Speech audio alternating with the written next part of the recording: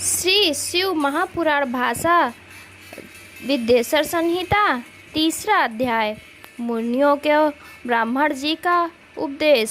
श्री व्यास जी बोले, सूत जी के ऐसा कहने पर उन समस्त ऋषियों ने कहा, हे मुनि सूत जी, यदि आप हमें अद्भुत वेदांतसार महाशिव पुराण सुनाते हैं तो बड़ी कृपा होगी।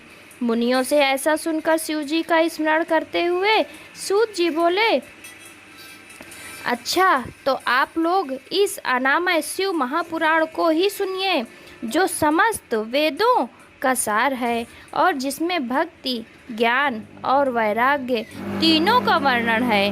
हे ऋषियों, पूर्व समय में जब पुनः पुनः कल्पों का क्षय होता गया और उसके पश्चात जब इस कल्प का प्रादुर्भाव हुआ, तब सृष्टि संबंधी कार्यों के आरंभ होने पर खटकुलीन अर्थात 6 कर्मों के करने वाले उत्तम कुल के मुनियों में ये भेद उत्पन्न हो गया कि ये सबसे पर है या नहीं।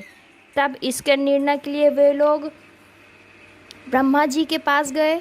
ब्रह्मा जी ने कहा, जो सबसे पहले उत्पन्न हुआ और जिनमें मन वाणी का कोई गम नहीं तथा जिनमें ब्रह्मा, रुद्र, विष्णु, इंद्रादि महाभूतों और इंद्रियों आदि से संयुक्त सारे जगत का उत्पत्ति होती है, वही सबसे पर हैं और वो सर्वज्ञ जगदीश्वर महादेव जी हैं, जो परम भक्ति से दिखाई पड़ते हैं तथा रुद्रादि सभी देवता जिनके दर्शनों की अभिलाषा रखते हैं।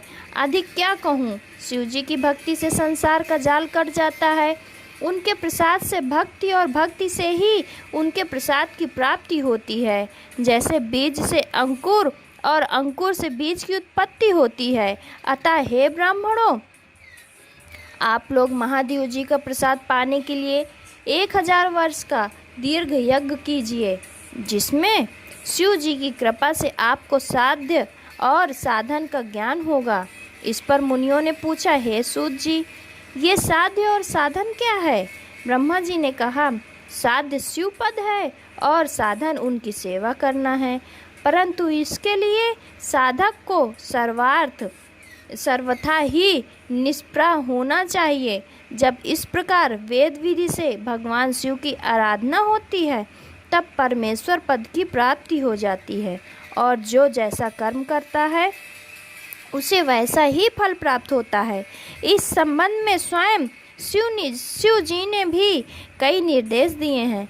कानों से सुनना, वचन से कहना, मन से मनन करना भी एक महान साधन है, क्योंकि वे महेश्वर सर्वथा ही सुनने, कीर्तन करने और मनन करने योग्य हैं। अतः साध्य तक पहुँचना हो तो साधन में डट जाना ही आवश्यक है। प्रत्यक्ष का ही विश्वास होता है। अतएव बुद्धिमान को चाहिए कि पहले गुरु मुख से श्रवण कर कीर्तन और मनन द्वारा शिव योग को प्राप्त होवे। संभव है कि साधन से पहले तो कुछ क्लेश प्रतीत हों, परंतु पीछे आनंद मंगल ही प्राप्त होता है।